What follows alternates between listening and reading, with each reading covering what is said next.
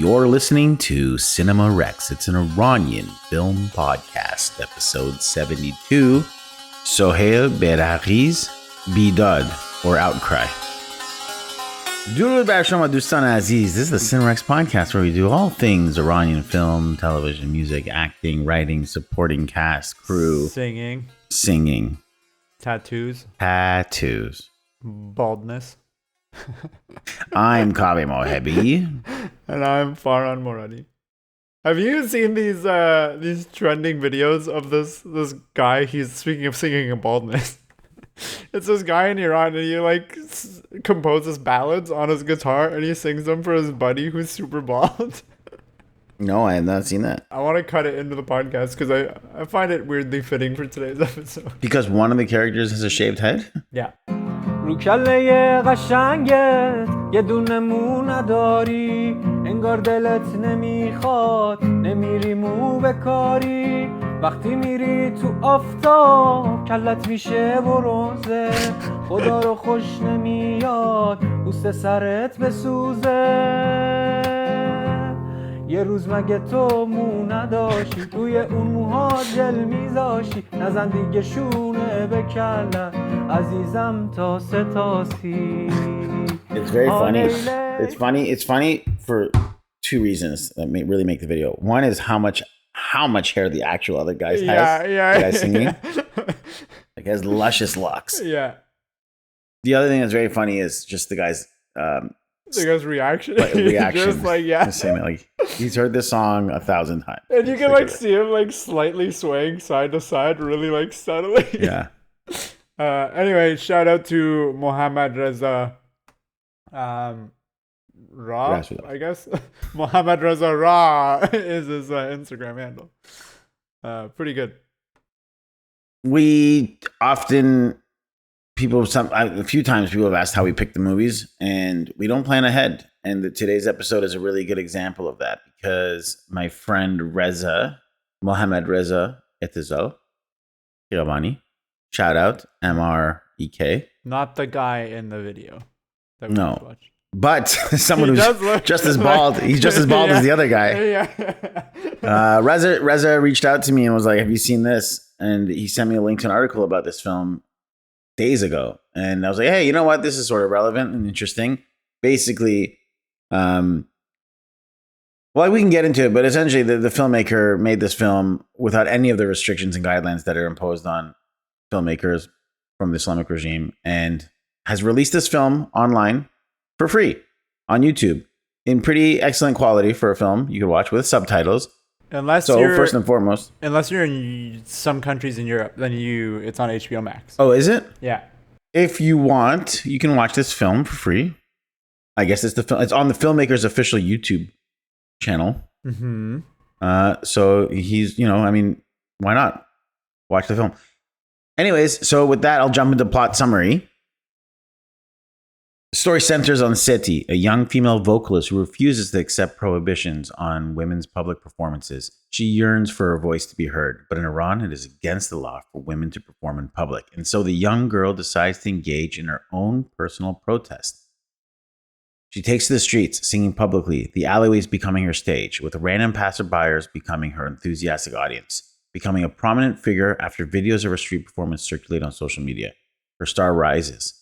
Seti becomes an idol of a generation, of young people who no longer want to live under ruthless political oppression. But with that newfound attention comes a price. Dun, dun, dun. It doesn't have a Rotten Tomatoes score or a audience score. Like Rotten Tomatoes just has no real information on this. That's crazy. It's a film that came out this year. Just came out. Yeah. It's played at a couple festivals, which we'll get into. Okay. But I ask you, FJ, what did you think of Bidad? I liked it. Thank you very much. That's been our episode for Cinema Rex. I'm going to do this every time. If that's how you answer. I was waiting for you to get it. Before you answer, let me just say a few more things. So Soheil Beiraghi. What do you think, Bart? I liked it.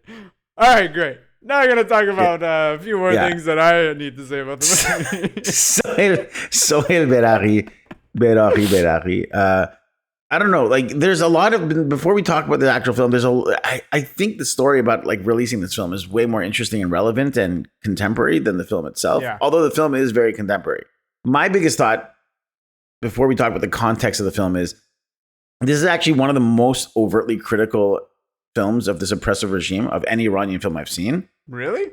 Even films like Panay and Rasulov, it's like, it's a little bit more straightforward. Like, Rasulov and Panay do this stuff way more artistically, where they're talking about the thing without directly talking about the thing. Right. It's like Panay in a taxi subverting what a main character of a story should be. It's Rasulov telling the story about the white meadows, and everything is like metaphorical. Right. This is literally what they're doing to us. What about evil does not exist, or there is no evil? But that's exactly my point. Evil does not exist. Does it through the lens of like there is no evil. Evil does not exist is the Japanese one. There is no evil. It's like one step removed. It's like, watch this through the eyes of the oppressor. He's just living a normal. He's still doing it through one step divided of a lens. Yeah, like he's subverting. Still like all these films. It's always like, even what's the most recent Panay film that played at TIFF? It was just an accident. It was just an accident. It's still like, it's all a metaphorical for tearing apart the patriarchy and what does Reconstruction look like and how do we move on. Yeah, this is directly saying all those things. And I think there's actually a strength to that. Yeah. But I also think that when we get to critical reactions or when we discuss the film, I'm like, there's actually something that I find a little bit too on the nose about all of this. Oh, interesting. It is direct in your face. That's funny. I feel like because of how like direct and in your face it was for the most part, there were actually a few things that I kind of wish the movie was like, just went all the way with it. Even further? Yeah, because like she develops this like very charming entanglement with this guy who like whisks her away when her busking performance gets raided, and she like pushes the cop falls over, and then everyone's like, oh, you're gonna get friggin' wrecked by the police. And this guy comes out of nowhere and like picks her up and puts her in his van and is like, I need to get you to safety. And she develops this really tender entanglement with this guy, and the whole time I was thinking like, are they gonna kiss? Like, I was like pretty sure that they might actually end up kissing. And then they didn't. And I like kind of wish that they did. Because it was like you said, the movie was so straightforward with like challenging things like pretty blatantly that I kind of wish they had just gone all the way with it. Okay, let's talk about that scene when we get there. Because there's some questions I have about that scene. I mean, this could have been like, for me, it could have been any scene. Like after the halfway point. Yeah. I mean, they almost kiss. Yeah. I thought like she leaned in to kiss him. Yeah. He just didn't kiss her because they just met. Yeah. This is also one of the first movies to depict the Gen Z population in Iran. What are your thoughts on that, Far? You think so? Like, what about name other films. The Rasulov film. Yeah, that's true. That's one of them. That's for sure one of them. And then the one that played at TIFF last year. Seed of the Sacred Fig is the one you're thinking of. Yeah. Seed of the Sacred Fig, and then Between Dreams and Hope. You know that one? No. We should do that one for the podcast. It's about a trans man who is trying to go get like a gender reaffirming surgery. Oh, and they have to go on like a... Yeah. Yeah. I remember that. It's Farnush Samadi's film. It was really good. Yeah. I said one of the first. Like, I didn't say the first, but this is like the generation of now. Like, roll the tape back. I said one of the first. Because... like Gen Zs are now becoming of age to become technically legal adults that are, characters we're still telling a story about, right? Yeah. Like, you don't tell a Gen Z story when they're 5 or 6. Yeah. These are like now fully formed people with opinions and thoughts and voices and stuff. Yeah. Ironically, having voices, because this film is about how only men can be lead singers and females are singers that are relegated to the background, which is interesting and worth talking about in deeper analysis. I like the cinematography of this film. I will say that. I think this was very well shot. I think the outdoor scenes were beautifully shot. I think the really indoor scenes were beautifully shot. There are certain films we've done in the past from contemporary Iranian filmmakers, younger generation, that I think often fail on the cinematography front. Like when they're not the masters of cinema like Rasulov and stuff. I'm like, this looks... what's that term in cinematography? Everything just looks like flat. The lighting looks flat. You know what I mean? Yeah. Things just feel like you can tell they're shot like in a soundstage. Even and the like, apartment is like a set. And even sometimes like it can be as simple as where you're positioning your characters relative to like your sources of light and the camera. Yeah. You know what I mean? Like, because Rasulov and Panahi a lot of times will be shooting in natural environments. Yeah. Yeah. Or they'll like light a scene with like headlights. Mhm. But they understand where the actor needs to be relative to the camera and the light. Yeah. It's like the best way to describe it to someone who's like who doesn't understand film and doesn't understand film lighting is, if you want to see a rainbow, right? You have to have the sun behind you and like water sprinkling in front of you. That's how you see a rainbow. If you're in any other orientation and it doesn't matter how many photos you take, you're never going to see a rainbow. Yeah. Same idea with film. You need to make sure that the orientation of where the light is relative to the person, relative to the camera, has to be in a specific way for things to look dynamic. How about because I feel like there's a lot of exterior nighttime streets of Tehran scenes that look nice. They're really well lit, I think. How do you do those like shots? That's like not a sun. Same idea. Like you would do it with like whatever street lamps or like store lights, things like that you have. And sometimes you can like if you can't bring in your own light, you know what I mean? And thankfully, battery powered LEDs have made this a lot easier.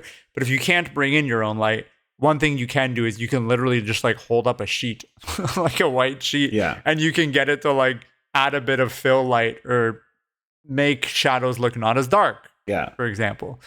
I'm like speaking very simplistically in a way that I feel like cinematographers are listening to me and like pulling their hair out. But I feel like I'm speaking abstract enough that if you don't know film, you might still be confused. I don't know. Yeah. Even if people don't give a shit. Yeah. I tried really hard to find multiple interviews with this filmmaker, Soheil. We're on first name basis, but it's really hard to find.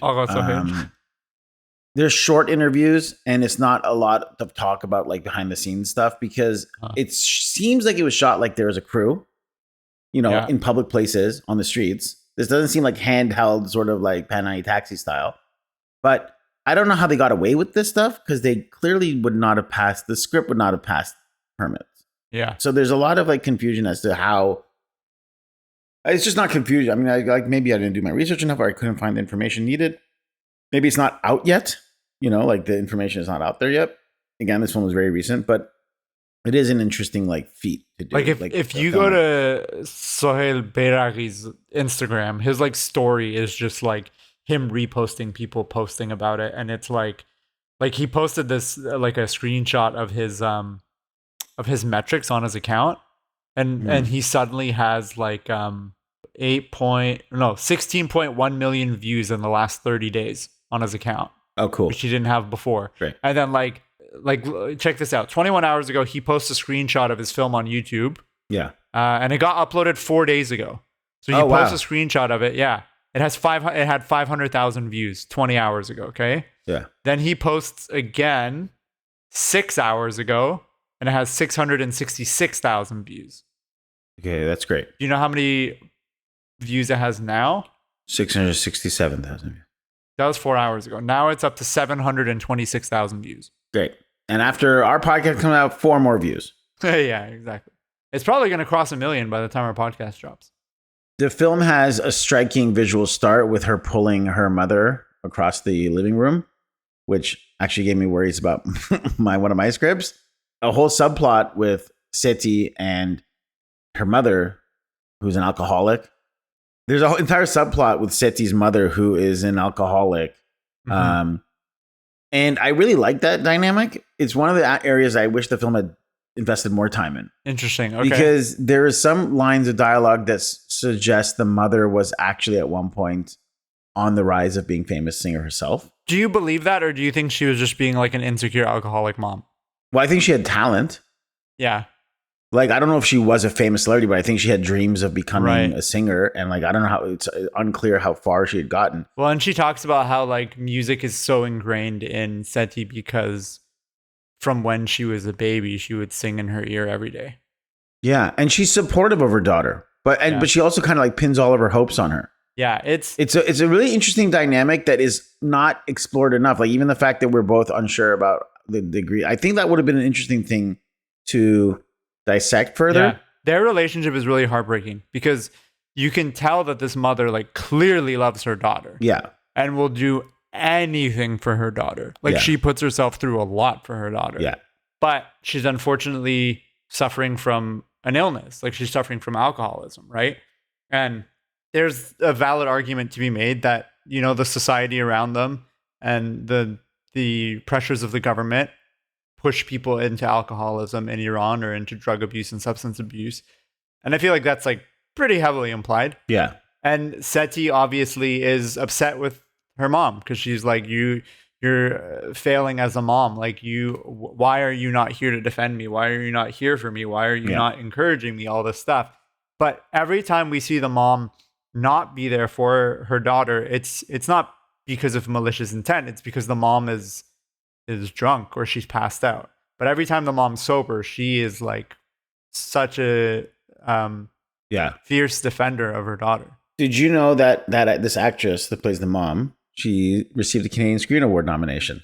No way. It's played by Layla Rashidi, who is she's an Iranian actress, daughter of Iranian actor and film director Dawood Rashidi, whose films I'm not quite familiar with because we are bad at our jobs.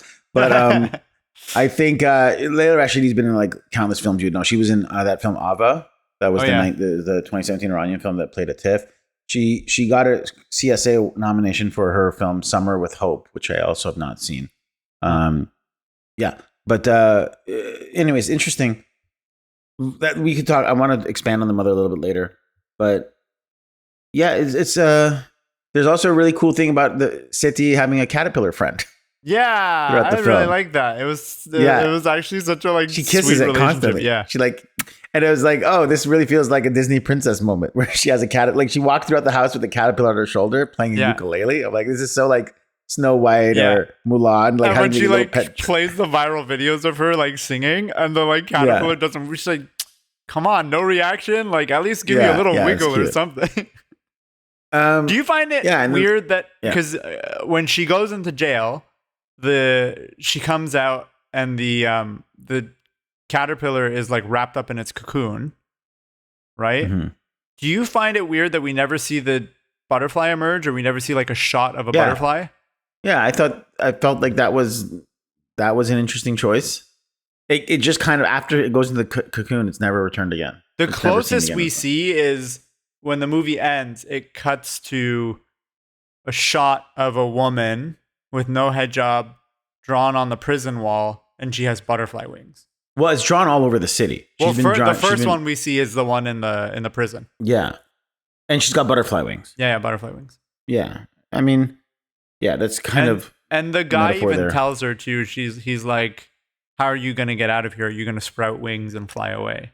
I'm like, maybe... Yeah. See, this is what I'm talking about, where it's like the movie, there's a lot of times where the movie like is very upfront and overt about things. And for me, it's like, okay, just go all the way there then. Like if you're going to go 90%, give me the last 10. Yeah. Seti is also played by an actress named Sarvin Zabetian, who was in a film you've seen. What was she in? Did you recognize her? She's in Terrestrial Versus. Ah, okay. I saw that later. I looked it up later and I saw that. And I thought she did a pretty remarkable job. There's one aspect of it I did not like, which I'll get to later on in things, but I think overall she did a great job.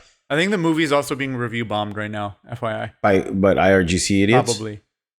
Okay. Usually this happens when like those guys have nothing to do with their time. I know. When Iranian movies I mean, it's probably a bot farm or whatever, but usually when like an Iranian movie that's like not pro-regime comes out, the first wave of what you see on like IMDb and stuff, like especially if it's featured on like an Iranian talk show, if it's featured in the news, if it's featured on Iran Wire, like they will immediately flood the IMDb of those films and just like review bomb the shit out of them.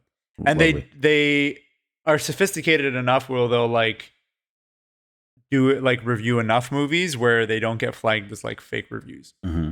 And you can tell they're review bombs because like it happens all the time. And then eventually, if those movies get enough international acclaim, they end up pushing back up and hitting like 7, 8, 9 out of 10. On the topic of lighting too, there's a moment when she starts singing in the alleyway down the bottom of the stairs. And you remember she's wearing a shirt of a little child, and then it's lit in such a way that all you see first is like her shirt, which is this kid. Yeah, it looks and like her face is shrouded in darkness.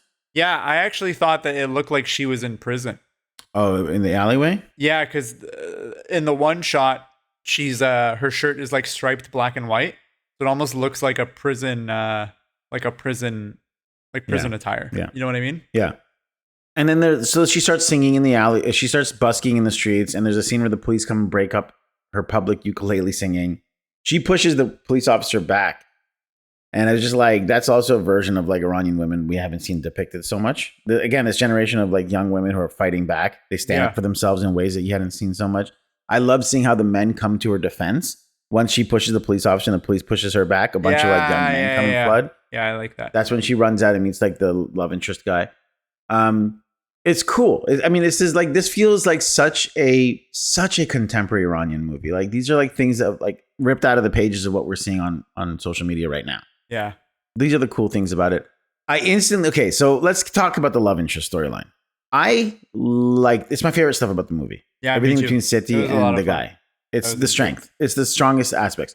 I instantly like the chemistry between Seti and the guy. The guy's name throughout the entire film remains Bebin, which is like translated on the subtitles as "Hey you."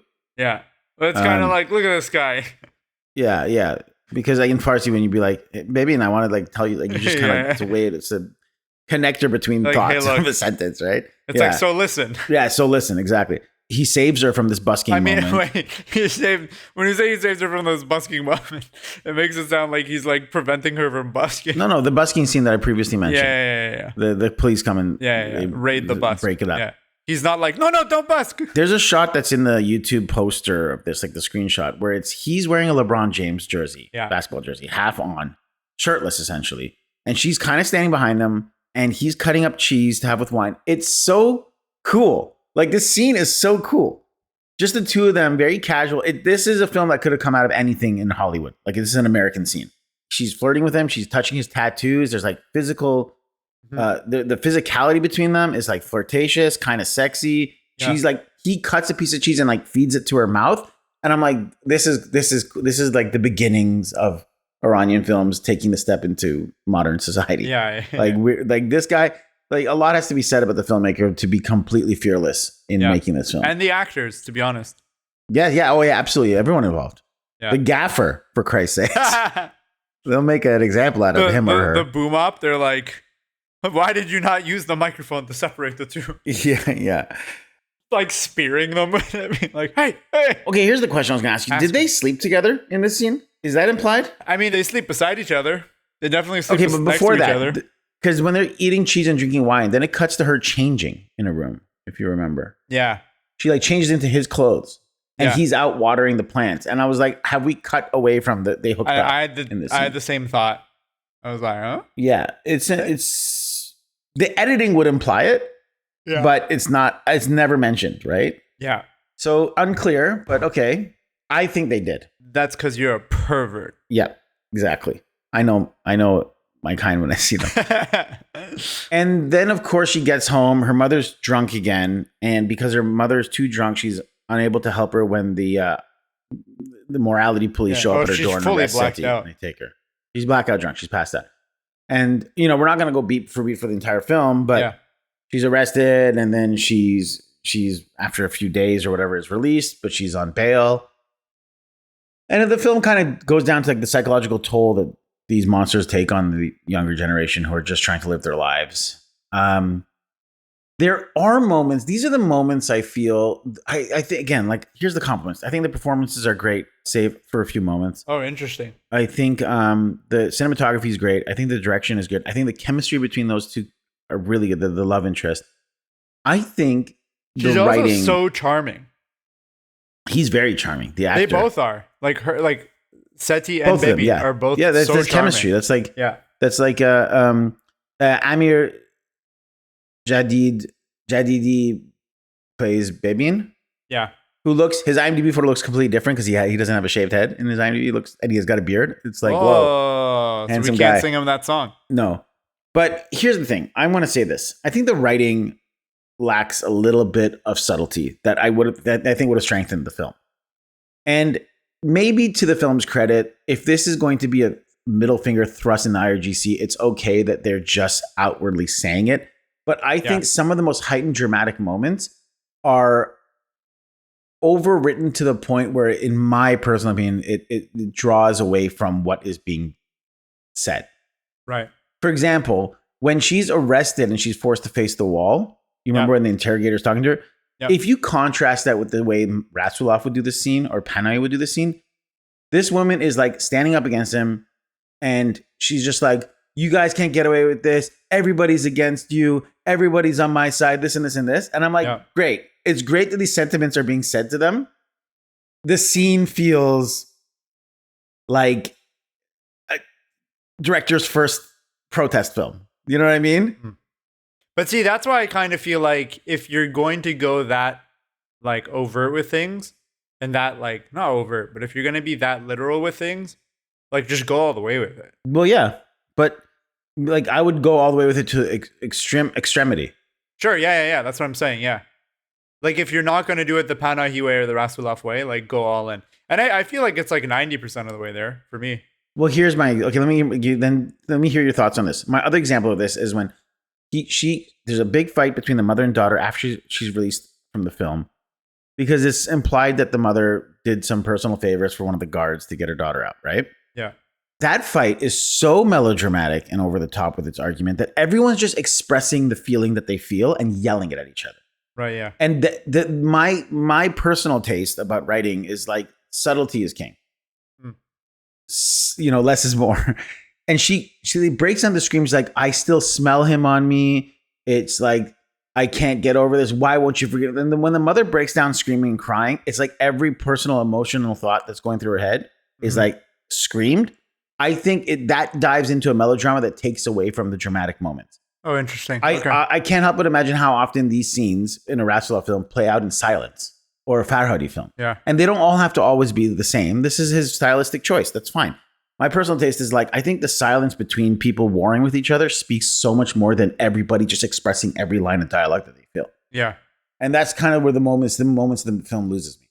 It's just the dialogue writing. I did that. The line that she says, if I still smell him on me, or I can't wash the smell of him off of me. Yeah. I think she says it like in 3 different ways. Yeah. But I feel like if she just says one of them, I think it's fine. Like in that scene, like she'll be like, yeah, I did this, and that. You're disgusted with me. I'm disgusted with myself. Yeah. I'm a disgusting person. Yes. It's like, you don't need all 3 of those. Yes. Just say one. And then she's like, I still smell him on me. It doesn't matter how many times I shower. I can't wash the smell of him off of me. And it's like, okay, well, you just need one of those. You know what I mean? But it didn't ruin it for me. It just felt like, okay, well, this is this guy's style. Yeah. It was still definitely heartbreaking to watch, and I was still very emotionally engaged. Yeah. I will contrast that with like, there's a character thing moment when, do you remember the scene when Bebin gets hurt by something she says? Seti says something to him. Yep. When he's making the tattoo. Yeah. And she's like, who do you think you are? Blah, blah. She says it playfully. Yeah. He's like, so like, who are you exactly? What kind of big shot are you? Tochekari. Yeah, she's like... Yeah, Tochekari. Well, you think you're... She's basically like, oh, you think you're hot shit? I'm the criminal here. Yeah, exactly. And she says it playfully laughing, but she can't see his facial expression, which it breaks him. Yeah. Pretty devastatingly. And it's never really expounded upon as to why. Yeah. He kind of refers to it the next day or when he says it again. It's probably like emasculating to him. You know what I mean? It could be a lot of things. I mean, that moment for me is like what I dramatically thrive to see more of. Like, to me, suddenly it feels like the character has so much more depth that is unspoken. Yeah. Because there's something about his meaninglessness that really hurts him. And it leaves the audience room to, I don't know, like espouse their philosophical thoughts on masculinity in Iran or put themselves into it's like interesting. And I just wish there was more of that in the, for example, fight scene with the mother or in the interrogation scene with the guard. Yeah. Okay, a few more things, then we go to behind the scenes and trivia. Do you remember what Seti's name means? Yeah, the blade of a scythe, like the sickle. Yeah, at the end of a scythe. and also like directly apparently translates to harsh. Yeah, says. That's interesting. Towards the end of the film, she is being encouraged by Bebin to go in front of the crowd and sing in front of a violinist playing a song. Do you remember what song that is? I thought it was a very interesting choice. Oh, yeah. Yeah, I had to look up. I had to do research to find On out what that Another was. Love, is that what it's called? It's called Another Love by Tom Hell Odell. yeah. I had to like all the notes in the song until I got to the chorus, and then I was like, yeah. Another Love. So this song has been used on a lot of social media protest footage of the women like freedom movement, right? That's where I'm recognizing it most from. Uh-huh. But has it been somehow like specifically co-opted for the Iranian the protests? Or is it like protests in general around the world? Like, is this used for a lot of footage? But you've heard the song used a lot, right? On social media?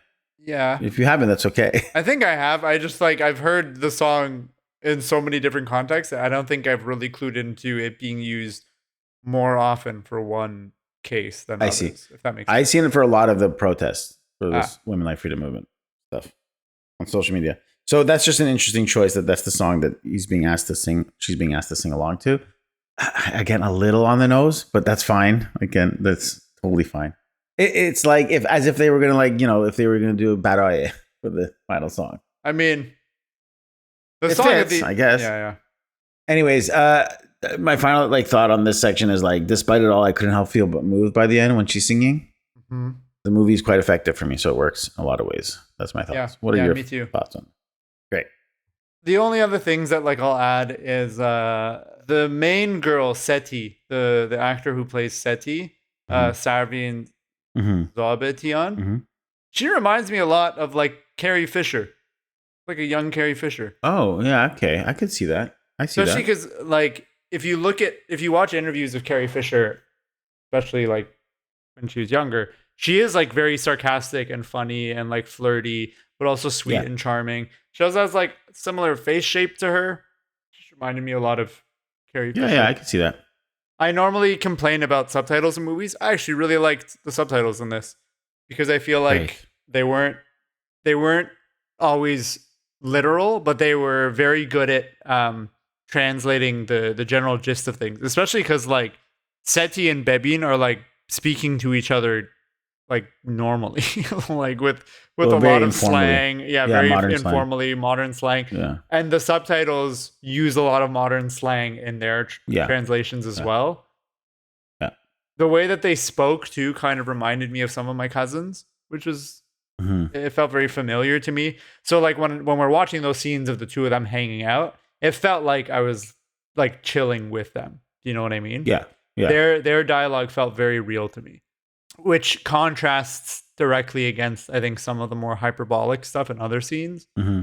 I also had a thought. It's the mom at one point when Seti's let out of jail on bail. The mom. Do you laugh at the rhyme? Yeah. When the mom posts online on Seti's account, being like, "Oh, Seti is having a nervous breakdown, blah, blah, blah. She won't be able to post anymore. She's a good Muslim girl," all this stuff. It made me think about how these messages that parents will post, these fake confessions. Yeah. Iranian people know that it's all fake. Yeah. And that they're being forced to do this. What is the point of the government still making people do this? Because I guess it's to save face and for the optics, but everybody knows now. Do you know what I mean? No, so I think it's still. I mean, it's just it's saving face, and it, if it's even a. But it's a clown show because circus, everybody already knows. I know. Yes, that's exactly right. It's a clown show, and I think part of it is just show? Is that what people say? They're I think these guys don't know what they're doing. They live step by step, and sometimes they'll have too many people. They don't have enough room for them. It's well, we don't really have them on anything. If we really were going to examine our consciousness. So we gotta let them go, but we can't let them just go. Whoa, we'll just give them. It's like a formality at this point, right? For these idiots, it's their version of bureaucracy. Yeah. The whole movie, I was thinking about when she was gonna sing Mara Bebus, especially when the two of them met and they were talking about her leaving. I was like, oh, that's the perfect song to sing. And when they were in bed and she was he's like, oh, can you sing me something so that I can fall asleep? Yeah. I was like, oh, he's gonna sing that, and then she didn't, and then. When they went to go sing the song in the street, or no, then when she was trying to sing in the prison. I was like, oh, is this where she's gonna sing it? And then she doesn't. And then when they sing that on Another Love or whatever, I thought it was going to happen then. So then at the end of the movie, when she finally sang it, I was like, there it is. Oh, right. You were waiting for that the whole time? Yeah. I mean, because why don't you tell the listeners about that song a bit? Mara Bebous was written by a guy named Haydar Raghabi, and it was performed by Batul Rezai and Hassan Golnaraghi popularized the song. Mm-hmm. But the story is that the poet Haydar Raghabi was leaving Iran, and he was like trying to think of the lyrics for a new song that he was going to put out with Rezai. And on his way out, he was like at the airport. It was either airport or train station, but he calls him and he tells him the lyrics of the song over the phone. Yeah. And then he writes down the lyrics, and those lyrics become the basis for the song. And the song is, it's basically someone telling a lover or someone who's very dear to them, kiss me one last time, for I'm going away to my destiny. I'm leaving this land.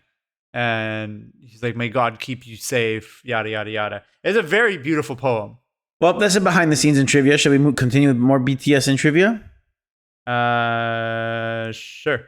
Soheil Beiraghi, born in Shahriza, Iran in 1986. He's an independent Iranian filmmaker, screenwriter, and producer known for his bold, socially driven dramas. In 2016, he made his directorial debut with Me, or also known as I in English, probably called Man in Farsi, which was well received by both critics and audiences. His second feature, Cold Sweat, screened at various international film festivals, and his third feature, Unpopular, was banned from public screening in Iran for over 2 years. In 2020, he founded Aleph Pictures to support the production of independent films. And this is his fourth film. Oh wow! 4 features. He's kind of around my age. It's cool. Jealous. You're no spring chicken. The film's vocal tracks feature Iranian singer Parastu Ahmadi, and Beiraghi already chronicled suppressed female talent in his promising second feature, Cold Sweat, which I just mentioned. And Cold Sweat is about an indoor soccer player whose husband tries to sabotage her career out of a pure chauvinist spite. So these are themes that he returns to a lot in his works. The film was produced, as we had mentioned before, without official government permits due to its portrayal of women without mandatory hijab, due to female vocal performances, and explicit opposition to state restrictions in the plot and mechanics of the film. Beiraghi previously noted that while his prior 3 films were made with government permits, he bypassed state authorization for Bidad, stating that his independent approach aligned directly with the film's narrative and its protagonist's pursuit of artistic freedom. Producing Bidad without state approval resulted in judicial cases against the director and several crew members. Security agents raided the production team's office during filming, confiscated mobile phones, computers, hard drives, equipment, and recorded footage, which is what happens in the film, ironically. Beiraghi was sentenced to 4 years and 3 months in prison on charges including encouraging corruption and producing vulgar content through his prison though his prison sentence was ultimately converted to a monetary fine. Actors Leila Rashidi and Savin Zabatian received sentences compromising imprisonment, cash fines, and social bans. Amir Jadidi, Ali Molaqolipur, and Peyman Shadmanfar. Vocalist Parastu Ahmadi had previously faced judicial prosecution for singing without mandatory hijab. Following the release of her Caravanserai concert in December 2024, she was arrested alongside 2 musicians. In June of 2026, the Qom criminal court sentenced Ahmadi and 8 musicians and crew members from the concerts to 74 lashes, a 2-year ban on artistic activities, and a 2-year travel ban on charges of injuring public decency. God damn this government. Just spending their days and nights trampling over art and freedom of expression. That's what they're doing. Oh, it's kind of a question, but I put it in BTS because it's like clearly they're referencing something in real life. You're a cultured man. What was he talking about when he was saying the whole like Tokyo Guardian Angel thing? Was that a reference to some other movie? No, I don't even remember. What was the context he says it in? He's like, oh, you're like my, and then he like in Persian, he basically says guardian angel, and then she responds in English saying, "Oh, guardian angel." He's like, "Oh, you watched it in the original language. I watched it with with subtitles." And then he's like, he calls it a Tokyo Guardian. Tokyo's yeah, Guardian Angel. Is that- he said something about like, "Oh, it's like that whole Tokyo situation. You're my," and then he says guardian angel. In Well, the Persian, only she thing says I'm it in seeing English. Yeah. on a Google search, and I haven't seen this show yet, but there's a reference to a Tokyo's Guardian Angel in the show called Money Heist, which I know has English and Spanish translations. Mhm. It's a Spanish show, heist show, which was very Right. popular on Netflix. Maybe it's very popular in Iran as well, because I know some of my my mother-in-law watched the show. Oh, okay. So maybe it's a reference to that. So is there a guardian I don't angel, and does it take place in Tokyo? There's a literally YouTube clip from Money Heist called Tokyo's Guardian Angel. Oh, okay. I don't know, but I haven't seen the show yet. So feel free to yell at Farn on the comments. Critical reactions. Bidad premiered at the 59th Karlovy Vary International Film Festival, where it received the Special Jury Prize in the Crystal Globe competition. Festival organizations confirmed that the film was produced independently and could not pass Islamic Republic censorship due to its critical tone. The film's title was kept confidential until June 25th, 2025, allowing crew members to leave Iran without facing security intervention. I wonder what they changed the title to. Yeah, or changed it from? Yeah, to and from. I just wonder what made it a safer film for crew members to travel to. Right. All for the love of God. Bismillah.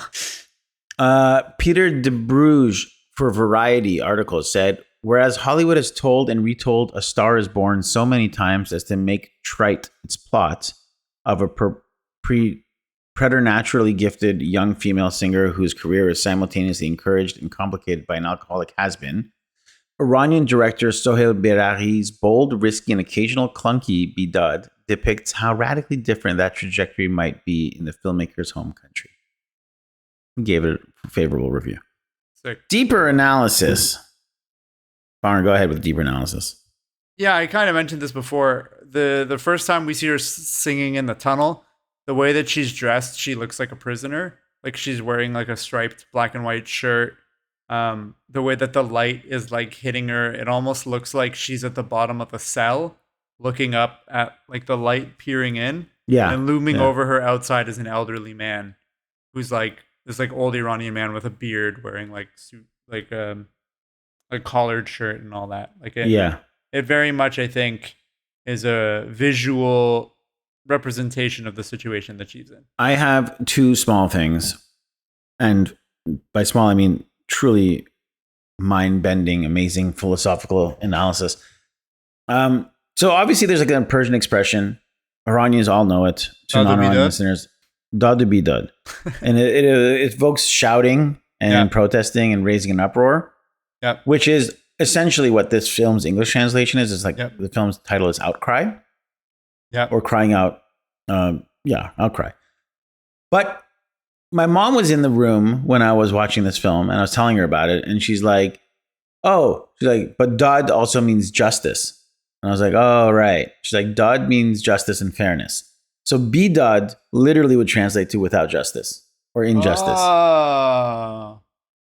Like if you think of Dad referring to justice and fairness, Bidad is like without, or it's injustice, right? Oh, so there's the name double meaning. And like Dodfar and stuff, or those are reference. That's probably a reference to justice, not to yelling. Yeah. Because I always knew Dad as like shout. Dad Nazan. It's like, it's like I've heard constantly in my life. Don't yell.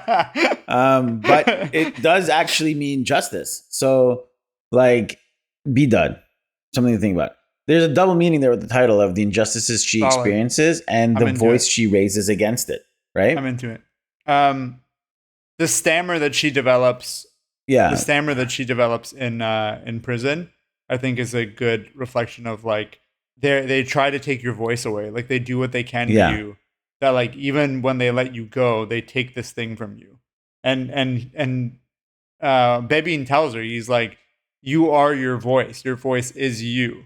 You can't be you without singing. And she talks about it too, how she's like, this is a gift that I was given. This is who I am. What am I supposed to not use it? And she develops that stammer. They take that away from her. I actually I've known a couple of people, like two people now, who've developed stammers. because of torture that they received while in jail in Iran. So this is like a common thing that happens. Well, two things.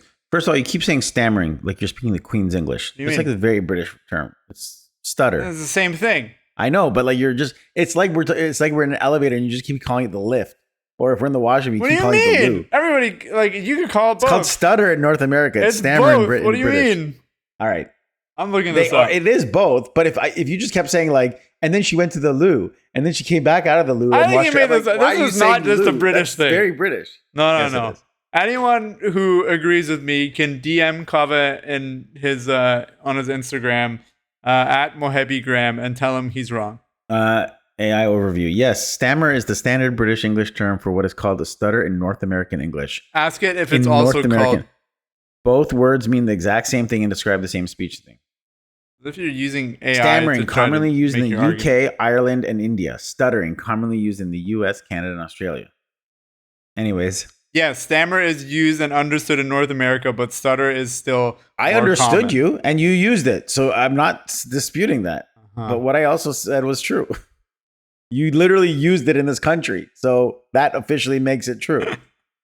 Hell yeah. There's two things I want to say. So the other thing I want to say is the deeper analysis. And this kind of goes into damn that's poetry, but I'm going to hold back. But she literally complains early in the movie that you can't hear my voice because she's singing in an ensemble, right? Yeah. And it's an ensemble of like male singers that are drowning out her voice. Yeah. So she complains to her music teacher that she wants to sing solo. Like she wants to have these like performances. She wants to be the singer. Yeah. But there's a thing of like the rule that she's being told is that female singers can never be louder than the men they're accompanying, Yeah.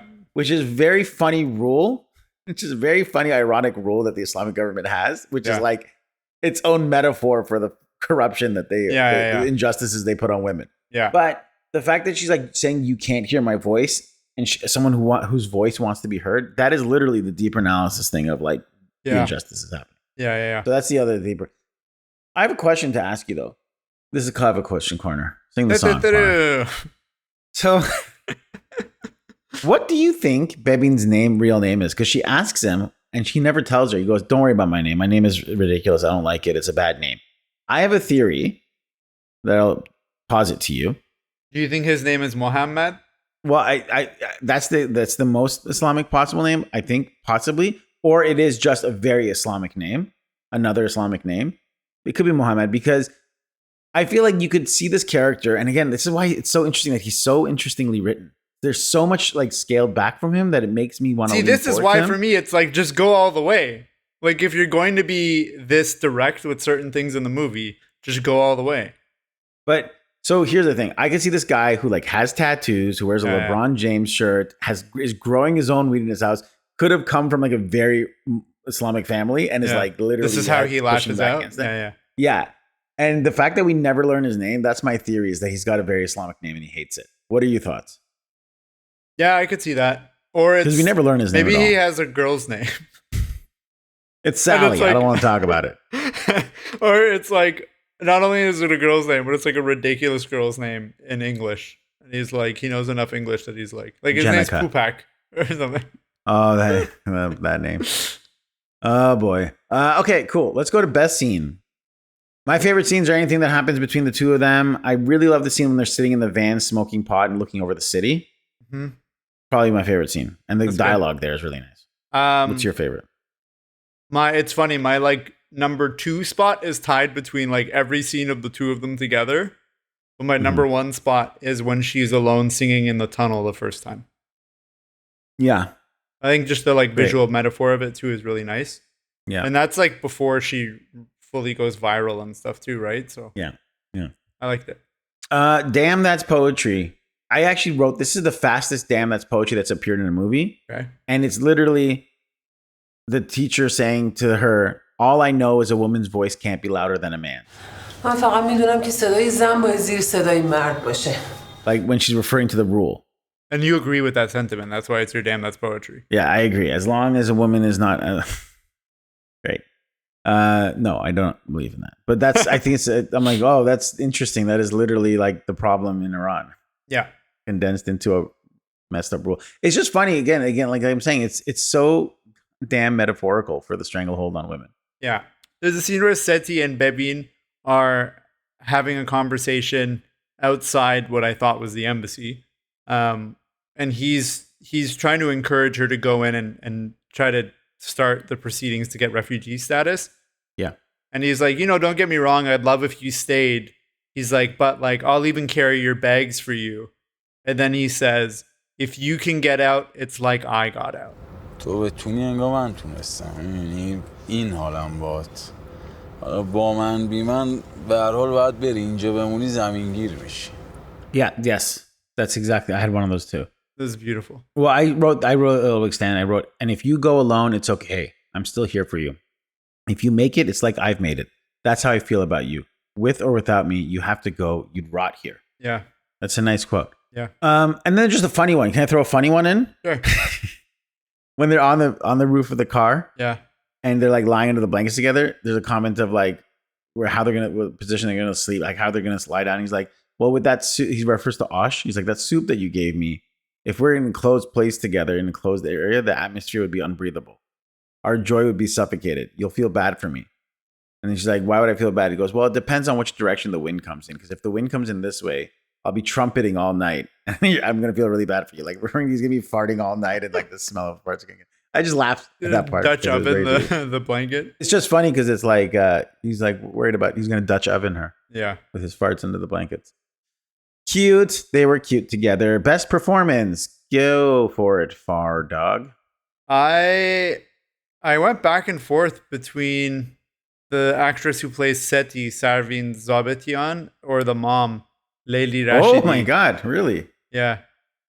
Interesting. Why did you find Leili Rashidi was a little theatrical? We'll get there. Don't worry.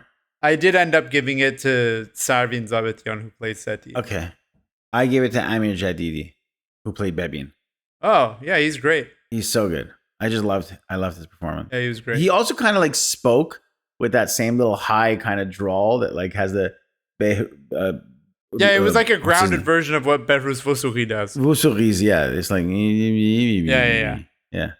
I liked him a lot though. I want to see more of him in movies because I feel like he looks so different than he did in this role in real life. So I want to see what else. He's worked with this filmmaker before in the past too. Festival of Cons. Go ahead. Oh, I only have one. Okay. There's the scene after they hang out together, and like she spends the night at his place, and early in the morning she leaves before he wakes up. She like lays out all her clothing that she was wearing the night before, like his clothes. Yeah. She lays it out flat, like a person. Yeah, like a person. Yeah. I'm just really sad that we missed the deleted scene where he wakes up and sees the empty clothes laying there and panics over her apparent alien abduction. How is this a festival of cons? I want to see him wake up and be like, oh my God. She melted. All right. That's great. That's very funny. That's not a festival of cons, though. That's just a joke. Like, I want to see that scene. I think it'd be funny. He wakes up and he sees the clothes, and for like a split second, he panics, and then he's like, "Oh, I'm an idiot." An entirely different movie if this guy now thinks that his girlfriend melted. Okay, I have two. Take it away, Kaveh. One I already mentioned because I think the dialogue is a little too on the nose. It's a personal thing of mine, just a taste thing, I guess. But I feel like the film would be stronger. Some of these scenes would be stronger if the fight scene between mother and daughter were a little bit more subtle. And in my head, I was like. The fight argument. Scene? I don't know if I was just imagining an action scene for some reason. Well, he does push. I mean, there's like he pushes a cop and all that stuff. She pushes. Yeah. And then she pushes her mom later too. Here's my festival of cons. Yeah. Real one that I feel is gonna. I'm cringing as I say it because I don't mean to be mean. I think Sarvin's a very good actor in the entire film, except for when the stutter comes in. The stutter felt unnatural to me. Yeah, the earlier scenes, the stutter felt unnatural. There was later on in the movie the stutter was better.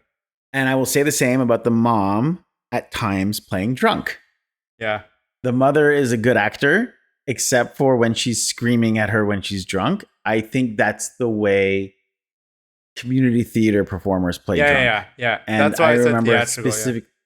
Yeah. I mean, I am not a good actor in my own right. I did take drama school at an art school in high school. Yeah. My teacher was actually friends with Keanu Reeves growing up. Shout out Corey Singer. he once told me something really important. I had to play a drunk character on stage once, and I was playing it the way you see drunk people, like Charlie Chaplin playing drunk, like it's Homer Simpson. It's just whatever, like cartoonish. And he redid the scene for me where it was like you could barely tell this character is drunk, except for a subtle moment when he pulls out a chair to sit on it, and like it's just very. And I was like, oh yeah, like real drunk is like it's the subtle things you'll see, like a slip of the tongue or like whatever. And I think it's so over the top melodramatic, like soap opera esque, her being drunk. And I've talked about this before in the past. I was raised by an alcoholic parent, not my mother, my father. May he rest in peace. And I know these things. Drunk parent. I mean, again, everybody's experience are different, but it's like it's not always shouting and screaming at the top of a balcony or shouting and screaming every feeling you have. It's sometimes mostly just being so inebriated you can barely get words out and you can't get up off the couch. Right. And I just feel like those moments felt a little unnatural to me. And I don't know if that's directing or performance, but these are my nitpicking moments. That's fair. Double feature lineup. Mine is My Favorite Cake. Oh, it's interesting. Very cool. I think that it'd be cool to see how like two different generations of people kind of shackled by the system in Iran can meet one night and fall in love. Or at least have like a significant interaction. And the events of My Favorite Cake take place pretty much within the same month or 2 or 3 months of this film. Yeah. Timeline of like. Yeah, if you think about it. I have 3 random ones. Not random. Deliberate. Okay. No one talks about Persian Cats, which we'll do in a future episode for this podcast, but it's about an underground band. But we can't talk about it. Yeah. No one talks about it. It's it's like a digitally filmed movie. It almost looks like handheld cameras and stuff, but it's Iranian musicians that have to play their music underground. We'll do that in a future episode, but it's good. Another film that deals with music and addiction, Tanturi. Same themes there. Oh, yeah. Lastly, if you want to combine this with an American remake, just from that article, A Star is Born. But I would not do the Bradley Cooper version with, what's her name? That was made 3 times, right? Yeah, The original and then 2 remakes? I'd say do the 1954 original, the Judy Garland one. That's, I don't know, just to keep it fresh. So that's a nice double feature lineup. If you could only pick one, which one would it be? I'll do No One Talks About Persian Cats. Okay. But don't talk about it. Hollywood remake. Would you do it? I would not do a remake for this. This film is the remake. I wouldn't either. Came out like 6 hours ago. Yeah, unless you make it like a period piece or something. But yeah, I wouldn't. Yeah. Final thoughts and grades. What's your grade, Kaveh? I am wavering between a B and B plus. Wow. Is that low? Is that too low in your opinion? No, that's kind of what I thought you would give it. There's a lot of strengths there. I don't know. I think the film is poignant. I think it's brave. I think there's so much good there. It looks incredible. The dialogue took me out of a lot of scenes. And I think the dialogue, unfortunately, takes me out of some of the most important scenes. The chemistry between the 2 leads is so good.